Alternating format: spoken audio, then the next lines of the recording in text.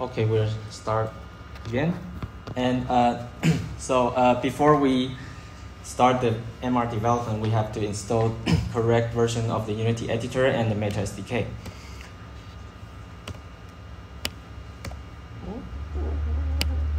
Okay, and for this project, we are using Unity editor version 2022 3.44. And this version was chosen because that older version do not support certain features in the SDK. And when creating the project, make sure to select the built-in render pipeline instead of the universal render pipeline. And this is because that some prefabs in the SDK can contain materials that do not render correctly in the universal render pipeline, which can affect their appearance and impact the user experience. And after we set up the Unity project, we now have a new project ready to work with. And the next step is to install correct version of the Meta SDK. And now we can go to the window and select Asset Store and click on Search Online to find the SDK asset. And in the Asset Store, please search for Meta XR All-in-One SDK and click Add to My Asset. And when the asset is successfully added, the button will become open in Unity. Just click on it to proceed. And at this point, you will see a screen showing that the asset has been added to your project. Now, we have to install the appropriate version of the SDK. And for this project, make sure to install version 71. And installing a different version will cause the inconsistency in your asset. Okay, and then now we can go back to the editor and select Meta Tools and click on the building blocks. And if you see this view, it means that the SDK has been installed correctly. And when the Unity setup completes, we can now move on to working with the headset. Okay, and in the headset, we need to scan the environment. And during this process, a mesh representation of the environment is created and stored in the headset.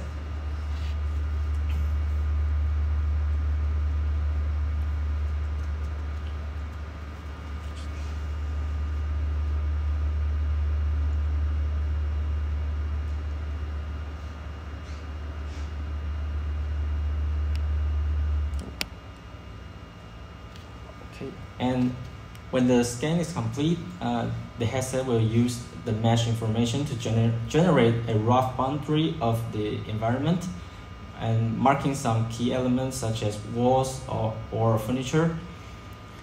And if some objects are not accurately detected during the scan, we can manually draw their boundary and assign them to the appropriate object category.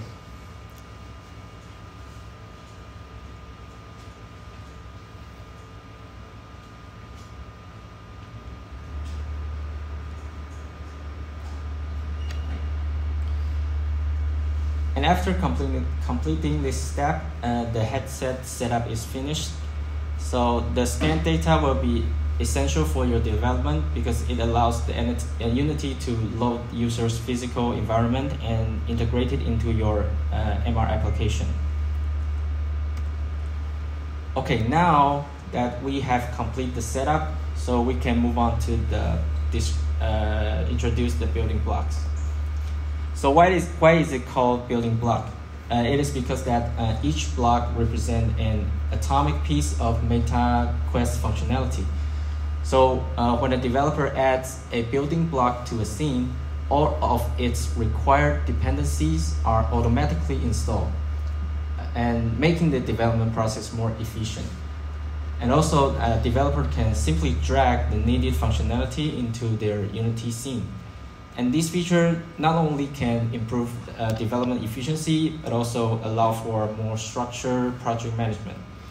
So this modular approach helps developers manage their object within the scene more effectively.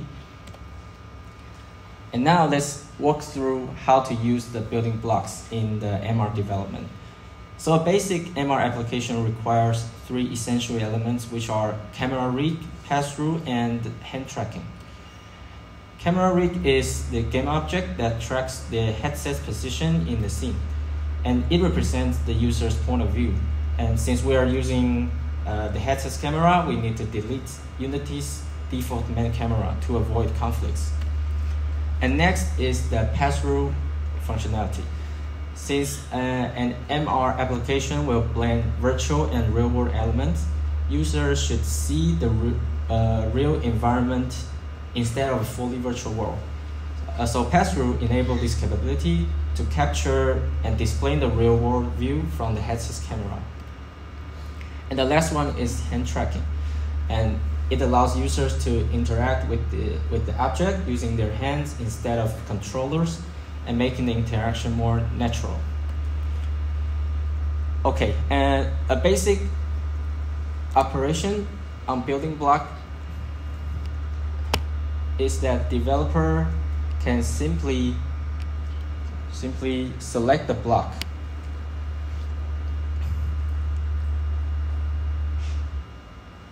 And when it's selected, the corresponding game object and components will be added into the scene.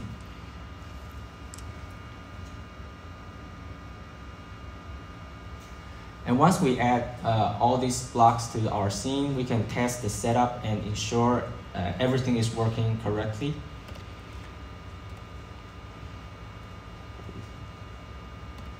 So this is what the headset's view looks like in the Quest link. When we press play in Unity, the headset will display a loading screen. And once the loading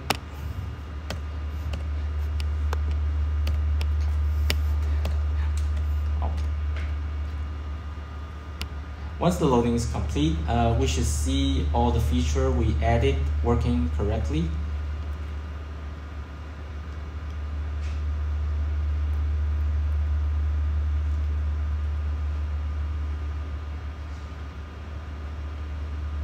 So later on, we will using the same workflow to continue developing our MR application.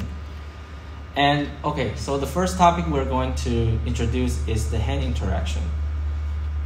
So why is hand interaction so important? In an MR development, hand interaction is essential because we frequently use our hand to interact with the virtual object. And this interaction can help create a sense of realism that make a virtual object feel more natural and immersive. For example, when we grab a virtual cube, it enhances the feeling that the object truly exists in the space, improve the user's experience. And next, we'll go over how to use the building blocks to enable hand interaction with virtual objects.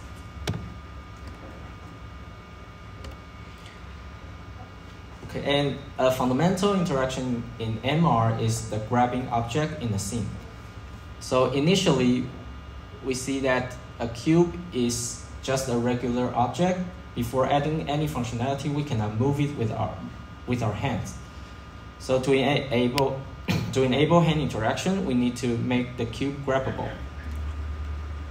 We can simply just drag the grab interaction block onto the cube, and we can change its property, allowing to be manipulated using our hands. Okay, and now we can press play and test the interaction. And you'll see that the cube can now be grabbed using the user's hand, and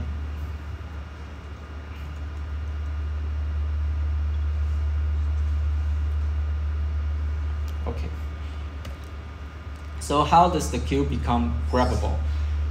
When we use the building block and drag the grab interaction block onto the cube, there's a grabbable component that is automatically added to the cube.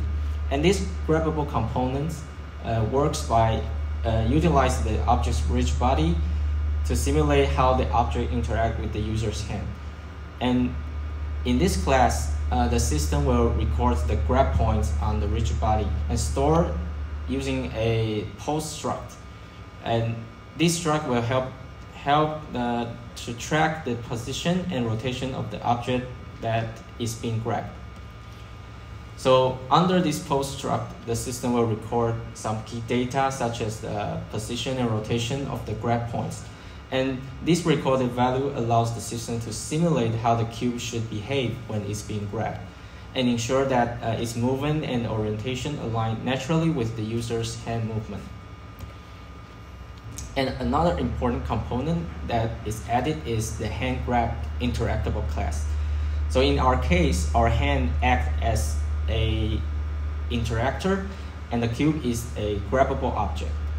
And in this hand grab interactable class, it will define how the cube moves when hands interact with it, and how the hand should align to the cube while grabbing. And by combining the grabbable component and the interactable class, we can change the cube's property, enabling to interact with our hand naturally. And another example of hand interaction is distant grab. And these blocks allow users to grab objects from a distance.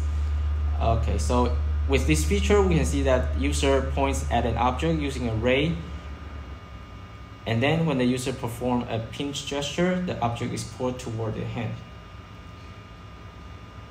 So this functionality is also powered by what we mentioned, the grabbable components, and ensure that once the object reaches the user's hand, it can be grabbed and manipulated just like in the regular hand grab interaction. So in building block, there are additional hand-related interaction that developer can use to give object different property. For example, we can use a finger ray casting to point at an object, or we can enable a poke interaction to interact with this object by tapping them.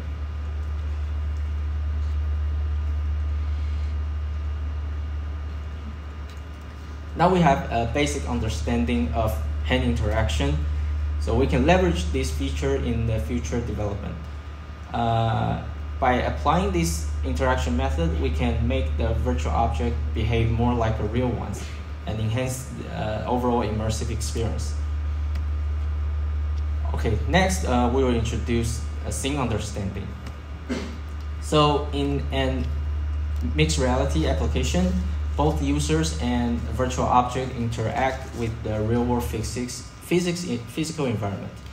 And this interaction can help create the illusion that virtual objects coexist with the real-world surroundings. And to achieve this effect, the MR application relies on understanding the physical structure of the environment. And by leveraging this spatial awareness, the system can determine how the virtual objects should behave in their real space. So next we'll go through some example of spatial feature that you can use in your future development. Okay, the first building block we'll introduce is the effect mesh. And this effect mesh block allows us to visualize the main boundaries of physical space, including the furniture, walls and ceilings. And using this building block, we can differentiate different areas within our environment and understand how the real-world space is represented in Unity. But how is this spatial data imported into Unity? The key to import scene data into Unity is the MRUK class. And this class is responsible for loading scene data from different resources, such as the device or a predefined prefabs and JSON file. And when we drag a spatial related building block into the scene, a prefab with an MRUK class will automatically add it to the scene, which means that spatial related scene data should be loaded in this scene. And in the MRUK class, there is a Boolean value called enable word lock. And when this is enabled, the position and rotation of the camera rig are adjusted each frame. So this will ensure that the room anchors stay correctly aligned relative to the camera position. And in this class also provide several useful functions. One key feature is the ability to import scene data from a JSON file.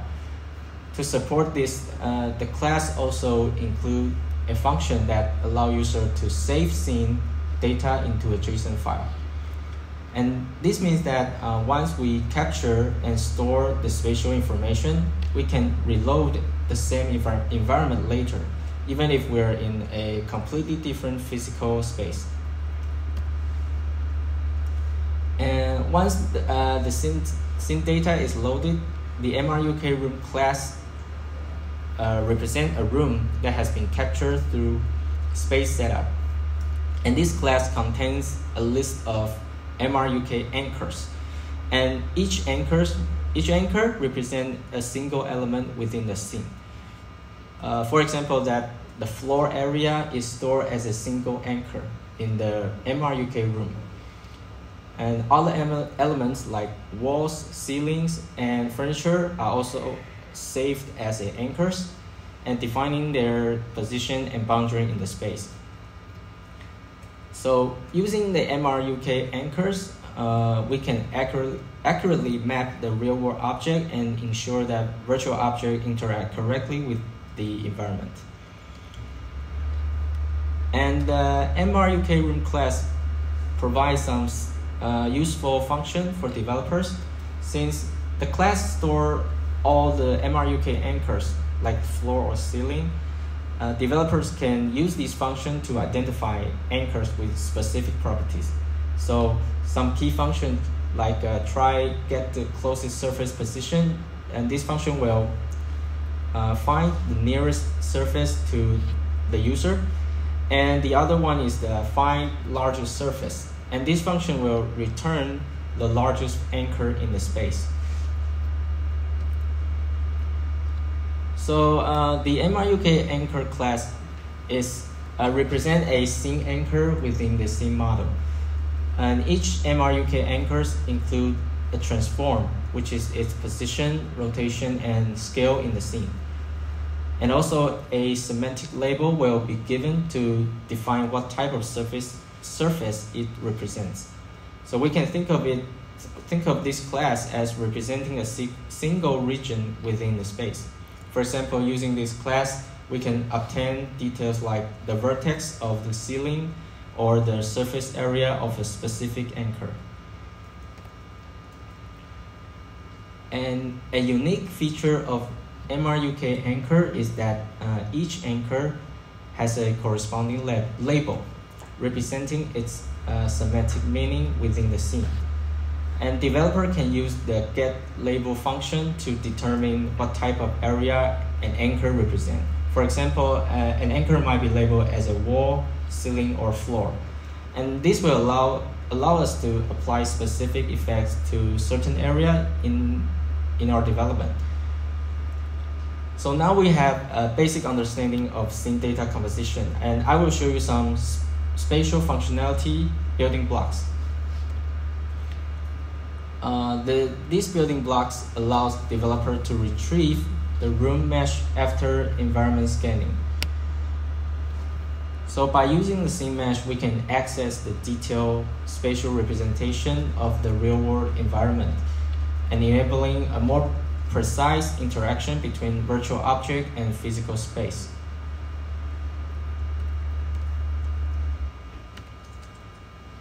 So here we can see that the scan scene mesh has been successfully loaded into Unity. And this mesh represents the raw data obtained from the environmental scan.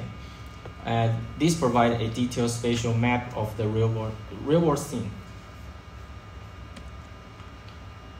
Okay, and now we have obtained the scene mesh. So the next building block we'll test is called occlusion.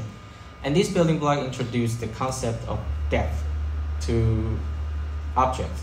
For example, that when an object has occlusion properties, if it is positioned behind the scene mesh, it will appear hidden as it is naturally blocked by a real-world surface.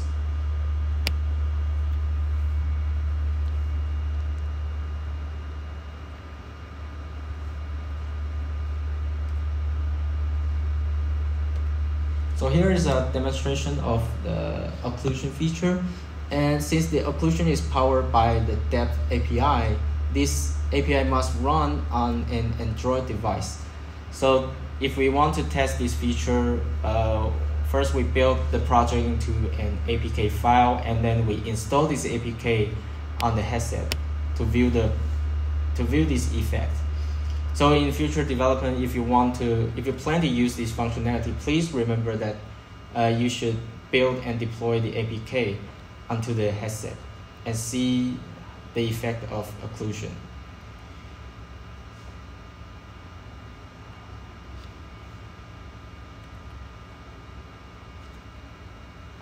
Okay, next we will demonstrate several example scenes that included in the official SDK.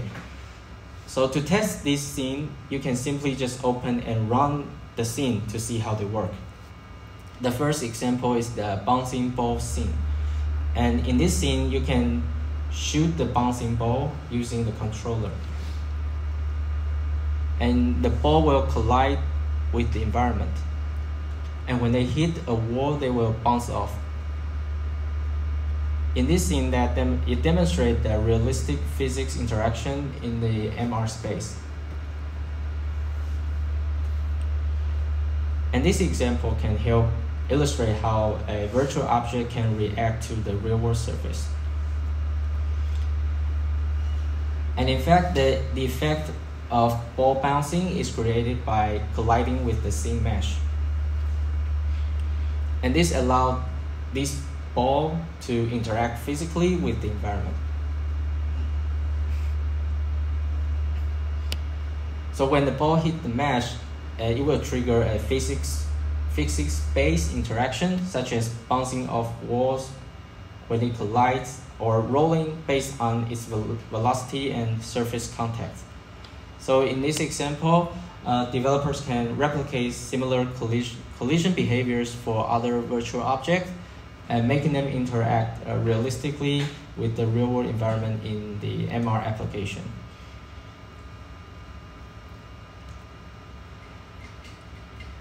And the second example scene is the find multiple spawn point. In this scene, you can see the effect mesh will mark a different surface in your environment, such as walls, ceilings, floors, and tables. And the different object will spawn based on the type of the surface.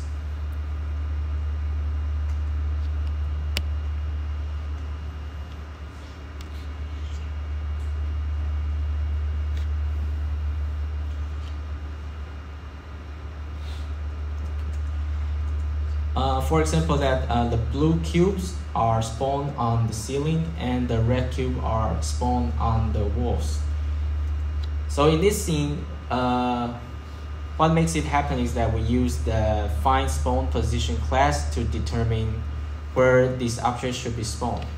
And in this class, we can define the target surface for spawning object. For example, if we want the object to spawn on the surface like on the wall, so we can just find the surface label is the wall face. And also we can set the spawning orientation relative to the surface. So since we want to spawn it on the wall, the object should be spawned vertically to align properly. And last, we can specify the number of objects to spawn and select the object prefab to be generated. And following this example, developers can learn how to identify different surfaces in an MR environment and spawn a specific object based on the surface property. And the next example is the destructible mesh. And this is similar to the scene mesh building block. So in this scene, the environment scan will generate a mesh, and this mesh represents the real world space, just like in the scene mesh. But this mesh is divided into multiple segments instead of being a single solid piece. And using the controller's raycast, we can interact with the mesh and remove specific segments. And we can utilize these features to simulate destruction or modification of the environment.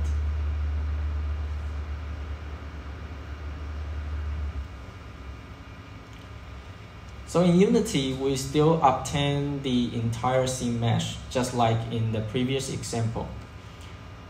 However, the entire room mesh is composed of multiple independent segments, and each segment is a separate piece, and it will allow the developers to remove or destroy a specific segment or modify individual parts of the environment.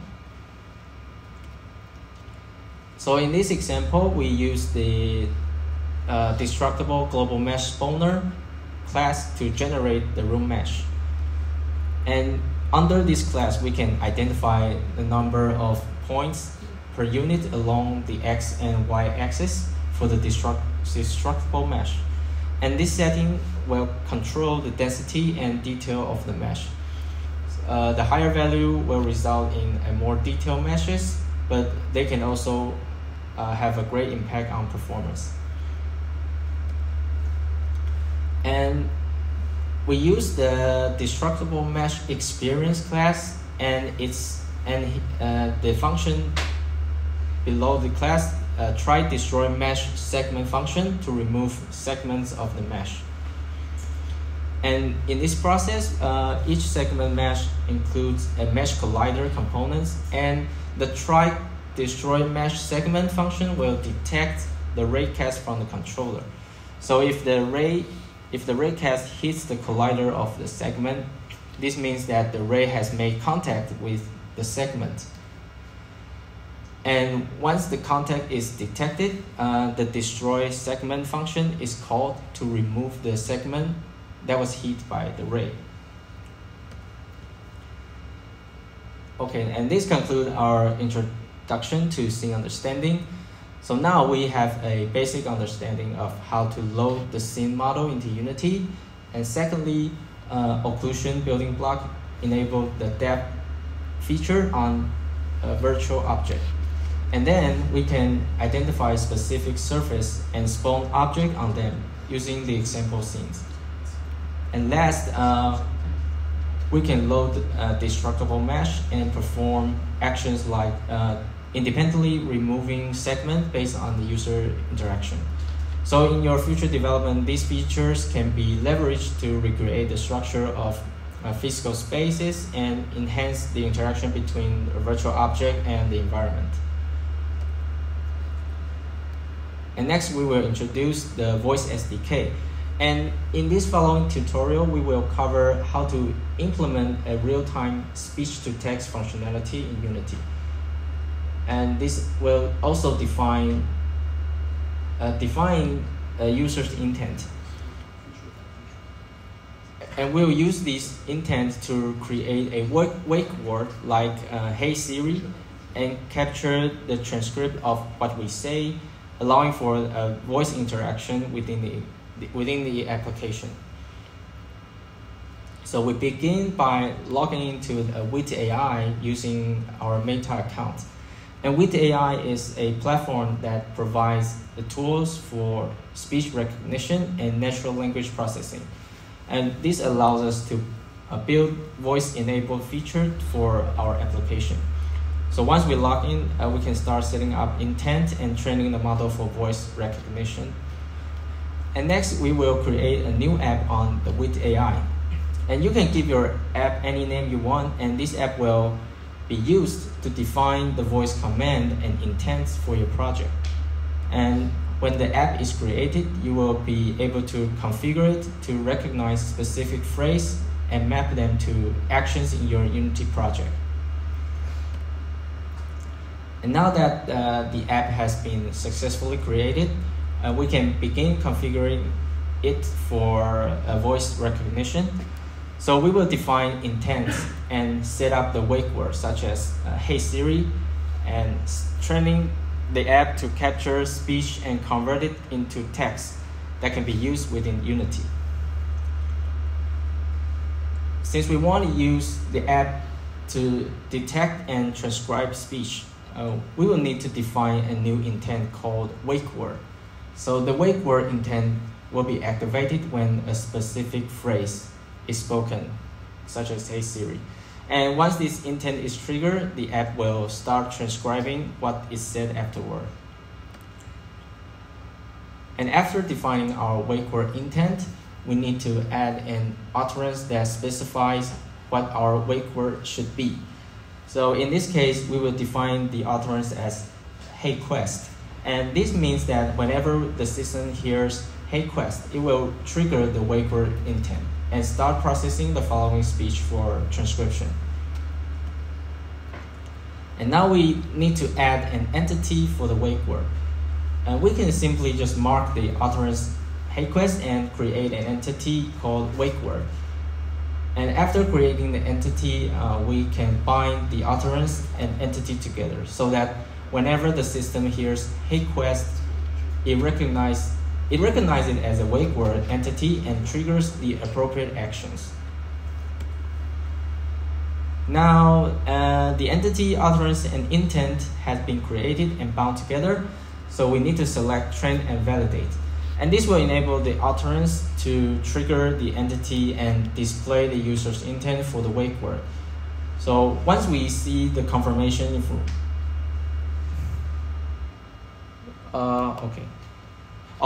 once we see the confirmation information below, it means that the intent setup in Witty AI has been successfully completed and is ready for use in Unity. So let's move back to Unity and select Meta Voice SDK Get Started. And a window will pop up in Unity, prompting us to connect our Witty AI app with Unity.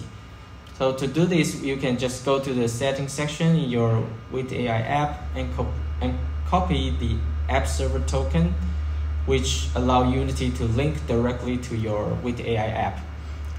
And paste the token into the Unity window. And after you enter the token, click on the create to establish the connection between Unity and Witty AI. And once the connection is established, Unity will generate a new asset file. To organize your project, you can just simply choose a folder where all the asset file will be stored. And if you see the asset file in Unity and it looks like the one shown on the right, it means that the asset file has been successfully created and the connection between Unity and Witty AI is ready to go. And now we have to add the class that is responsible for natural language processing. So go to Asset, Create, and Voice SDK, and select Add App Voice Experience to Scene. And this will enable us to start and stop the voice experience, as well as subscribe to several events, such as when we got a new transcript. Okay, and next, we can go to Meta Voice SDK and understanding viewer in Unity. And in this window, we can test if our wake word intent is functioning correctly. So we can just type in our wake word, such as "Hey Quest," and press send to see if the system correctly recognized and processed the wake word. And if everything is set up correctly, we should receive a response after testing the wake word. So to proceed, you can just open the entity section completely, and at the bottom, you just right click on the value property. And from the option, select Add Response Matcher to App Voice Experience. And these steps will allow us to take the transcription from the app voice experience and check if it contains the desired intent. And when the intent is detected, the multi-value event will be evoked. And next, let's take a look at the voice manager.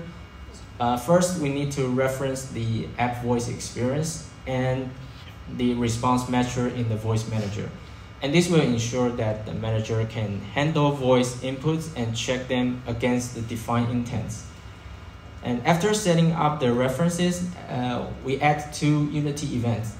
And one event will be invoked when the wake word is heard. And the second event will be triggered when the app receives the full transcription of what we said.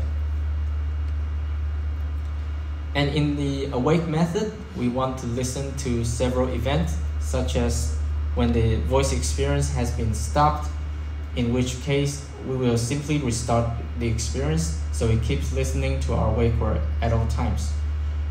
And we then also want to subscribe to the events for partial and full transcription of our voice input.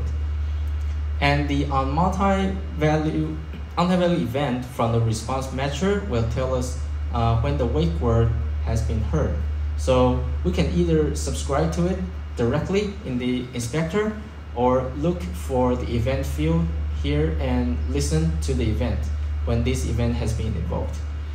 We would like to just call the wake word detecting method, which will invoke our own wake word detected event. So this is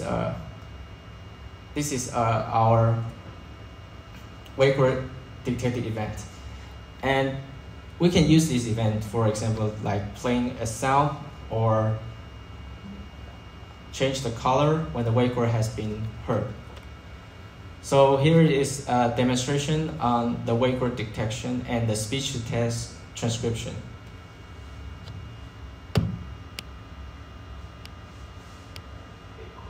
Request.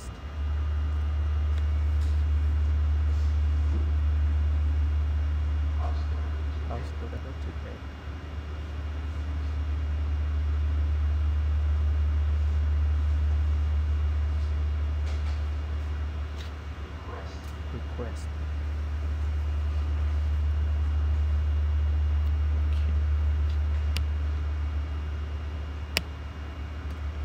So in this tutorial, we successfully implement real-time speech-to-text capability and wake word detection.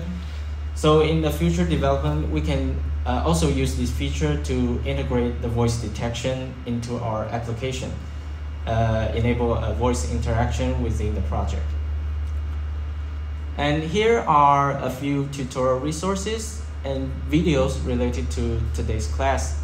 And we highly recommend that you can using this video along with your development process to help you build and enhance your mixed reality application.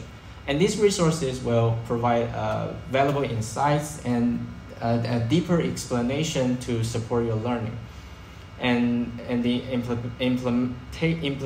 implementation of the concept we have covered today.